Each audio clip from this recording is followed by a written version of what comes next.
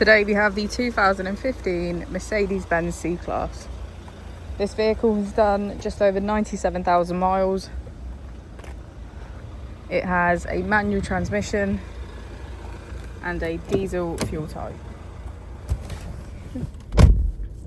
To the left of our steering wheel we have cruise control as a feature, and on the right we have voice control and automatic headlights.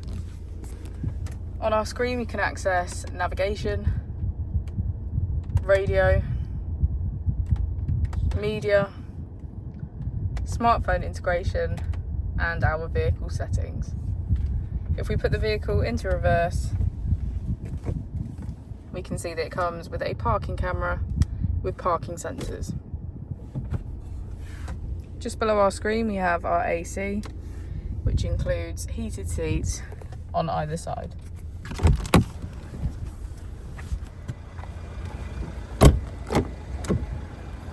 As we go to the back of the vehicle, we can see that it has a full leather black interior.